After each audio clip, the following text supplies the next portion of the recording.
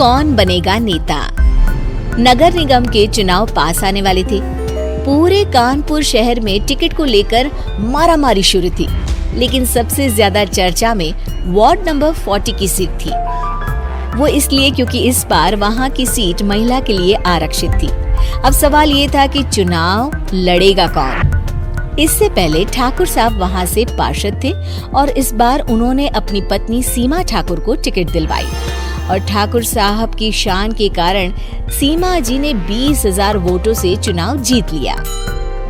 अरे बधाई हो सीमा भाभी, अब तो आप वार्ड की पार्षद बन गई हैं। अब तो हमारे काम आप ही करवाएंगी। अरे ये तो सिर्फ नाम की पार्षद बनी है, वो तो महिला सीट आ गई, वरना पार्षद तो मुझे ही बनना था। अब भले ही चेहरा इसका होगा, लेकिन पावर तो मेरी ही होगी। अरे वाह भाई साहब, क्या दिमाग लगाया है आपने भी। आइए आप लोग, खाना लगा दिया है सबके लिए। सीमा जी पार्षद बन चुकी थी, फिर भी उनकी एक ना चलती। सारे काम ठाकुर साहब खुद ही संभाल लेते और जहाँ जरूरत पड़ती वहाँ सीमा जी का अंगूठा लगवा लेते। सीमा जी ज्यादा पढ़ी लिखी भी नहीं थी। एक दिन ठाकुर साहब और सीमा एक प्रोग्राम में जाते हैं। अरे ठाकुर साहब आप आ गए। ओहो, पार्षद मैडम भी आ गई हैं। स्वागत है आप दोनों का। लगता है हमारे पार्षद फंड का सही इस्तेमाल हो रहा है। चलिए अब उद्घाटन करते हैं। ये लीजिए ठाकुर साहब कैची, आप ही सबसे पहले प्रवेश कीजिए।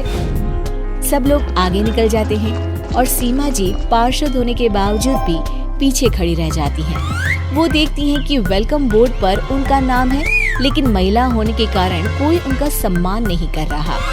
अगले दिन एक आदमी उनके घर आता है। अरे ठाकुर साहब नमस्कार। कल ना हम नोटिस किए कि हमारा घर तो अवैध है और नगर निगम वाले उसे तोड़ने आ रहे हैं। अरे कुछ कीजिए ना ठाकुर साहब।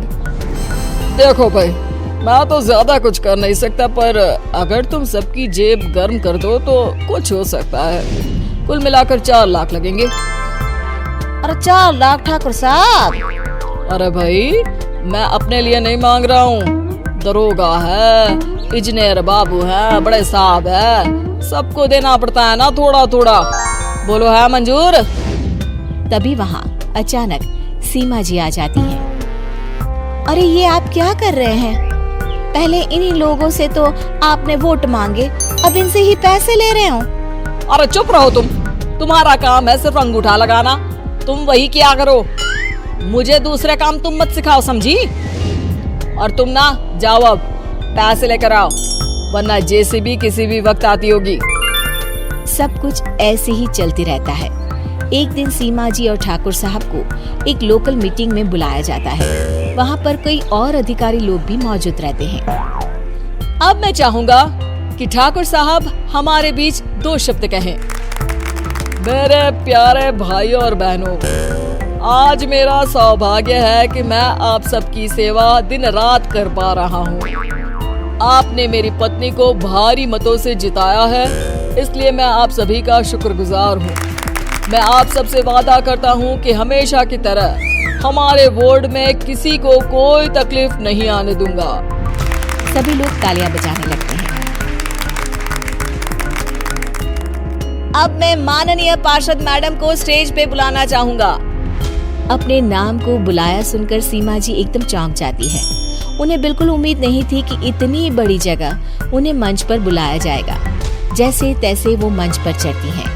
ऊपर जाते ही सीमा जी को सारी पुरानी बातें याद आ जाती हैं कि किस तरह उनके पति उन्हें कभी भी आगे बढ़ने नहीं देते और उनके नाम से गलत काम करते हैं।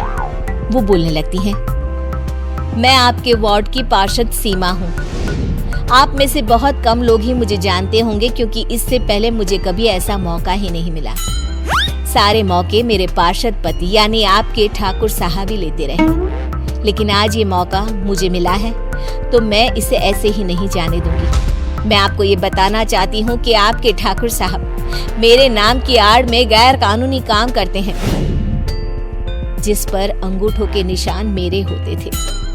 इसीलिए मैं अपनी गलती मानती हूँ और आज अपने पद से इस्तीफा देती हूँ, ताकि आगे से कोई गलत काम ना हो पाए।